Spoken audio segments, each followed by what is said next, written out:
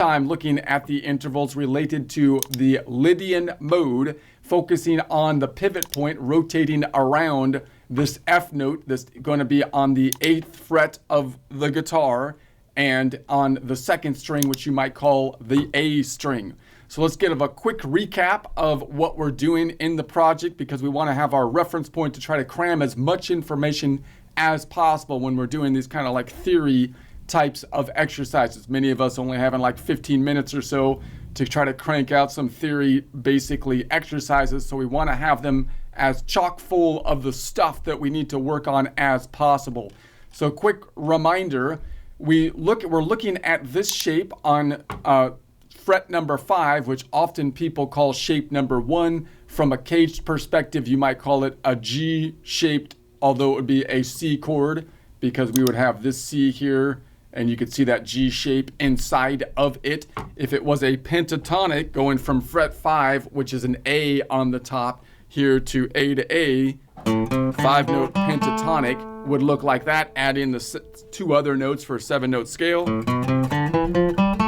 That, though, would be going from A to A, which is the way many people learn it, because that's just where the shape starts when they learn that first shape, and that, of course, would then be the A minor. But if we focus the starting and ending point on any other shape, then that on any other note, then we'll be playing a related mode. So we want to start to get the idea of these related modes as we go through them, noting that we can name any of the scales or modes, 7-note modes, by either learning the formula, meaning we can list out the formula, whole, whole, half, whole, whole, whole, half, and so on, or we can just memorize the shape. I happen to just know that this shape, I know it under my fingers, and I know that that's going to be the A minor and related modes.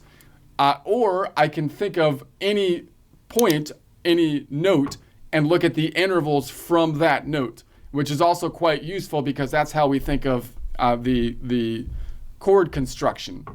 So that's kind of the method that we're working on this time. We typically start with the C because it's going to be the major scale being like the key, the reference point, the point of reference that we measure everything from. For example, I'm going to actually number the modes with an absolute numbering system that doesn't change. So if I say mode number 3, from this perspective, I'm going to say that that's the Phrygian mode. Now, it's only the Phrygian mode in relation, mode number 3 is only the Phrygian mode in relation to the C major scale, but by using that as my reference tool, it allows me to basically have a numbering system for the modes, which makes it easier for me to relate the modes to the major scale, which makes it easier for me to at least know if I'm talking about a major mode or a minor mode, because oftentimes we think about the notes in the major scale, these being the notes in the major scale, and whether or not we can make a major or minor chord,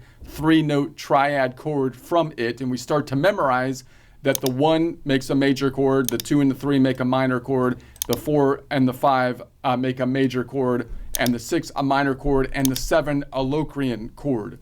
So that's great.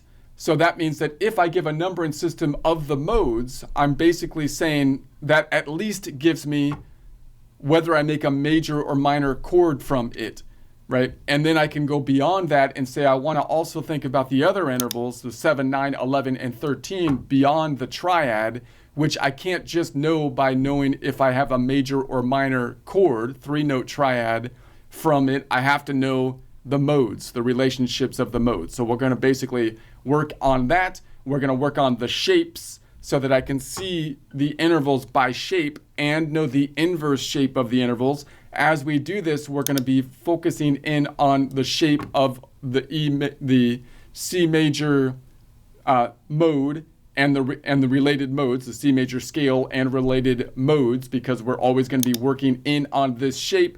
And as we go through the different modes, we'll take a look at each of the different intervals.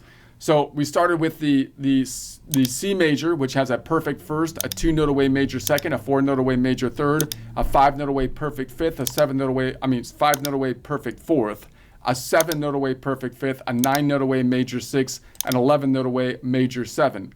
And then we went to the Dorian, which is a minor mode, which we often will compare then to the minor or main minor, which is the Aeolian, the minor scale.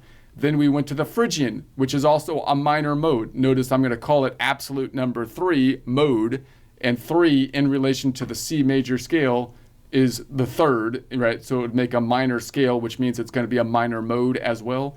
Now we're going to go to the relative fourth note of the major scale, the F, and we note that because it's the fourth note, it's also going to be called, in my absolute numbering system, the fourth mode as it relates to the major scale. And I know that the fourth makes a major chord because it constructs a major third. That's the defining characteristic of a major chord from a minor chord.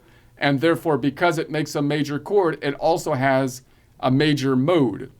And that's because when I construct a mode from it and I skip every other note, it has that major third in it. That's the defining characteristic.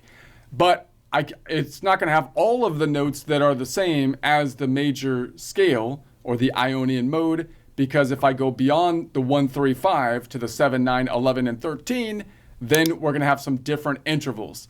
So as I'm on the Lydian mode, then I'm going to say, okay, I know it's a major mode. And if I compare any of the major modes, there's 2 major modes that are not the Ionian. There's the Ionian or major scale and the 2 other major modes, which are the Lydian and Mixolydian. Each of these will have all of the intervals which will be the same as the major scale except 1. So all I have to do then is know what that one different interval is, which in this case is a funny one for the Lydian, because it's the fourth interval, which has, we're going to call it an augmented fourth, which notice my numbering system here is a little bit off, because you can also call that same interval a diminished fifth, and that's how my worksheet works, just because of the formulas in the worksheet. So I have to be able to say, wait, I don't want it to be a fifth because I'm missing the fourth. There's the 1, 2, 3, 5. No, it should be a 4, but it's still a 6 note away augmented fourth. Now, this is one of the Western music system is really cool in many ways because it allows you to use all the notes on each scale and whatnot, but it also has major drawbacks as well, which is that you can call the same interval 2 different names, and you need to call it 2 different names if it happens in a particular scale, and notes have 2 different names, which all makes that kind of weird and funny. So there's pros and cons on the structure of how they started to number the musical system in Western music is really interesting, really cool in some ways, but also, it has its pros and cons. So, but I'm liking it more and more as I work with it. I'm trying to appreciate the great things it has that it does allow us to do. So the reason I hesitate there is because it is a human construction at the same time, right? The music is not a human construction, but naming it is. And again, it seems kind of weird that you'd come up with all these, like 2 names for the same notes and 2 names for the same intervals and so on and so forth. So, so you can kind of imagine, is that really like the most efficient way to do it all at one time? But at the same time, it works great, and that's so that's how it's all set up. So a lot of times you might come up with your own systems sometimes to try to make things work in your mind while also trying to appreciate how everything is laid out. Anyways, so now let's go into, so we're looking at the intervals now for the Lydian. So we're just going to make it the 1, and that means if I change that 1 interval, I could easily go from a Lydian mode to a major scale. So in other words, one way you might be thinking of this, you might say, hey, look, I'm only learning these 1 scale with all these 1 notes in it, and I can't do anything else with it. Well, of course, you can play all the other modes, because then you can if you can locate the notes, you can make that the pivot point. And if you play all the other modes, that'll sound really different. And you can also then, if you learn the 1 interval difference between all of the modes and its related major or minor, that's one way that you can pivot to a lot of other keys, right? Meaning, like if I know this shape is the same as I played if it was on the A and then the C. I'm just playing the same shape here. And then if I could find the augmented fourth, which is similar to the same distance as a diminished fifth, which is the B, then I can simply shift that be. It's been shifted up. It's been augmented to the right.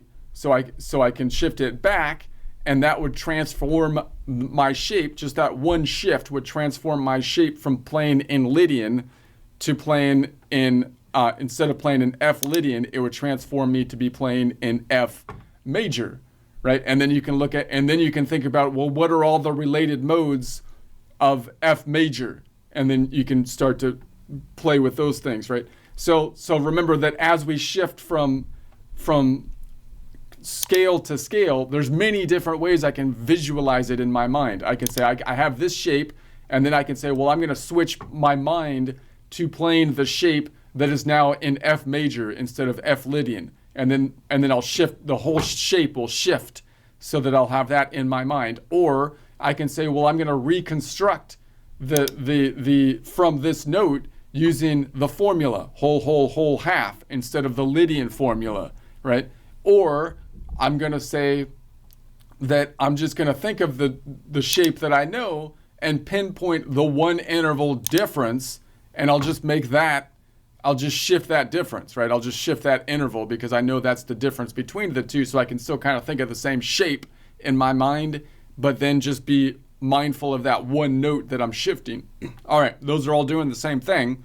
It's just a different way of how I'm seeing it, like in my mind. And then if I can do all of those, see it in all those ways, then that's what really understanding is, right? The more ways I can look at it and say, oh, that's the same thing.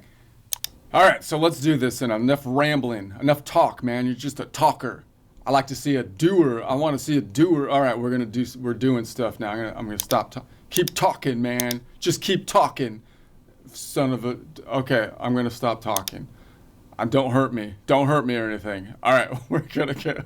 This is gonna be.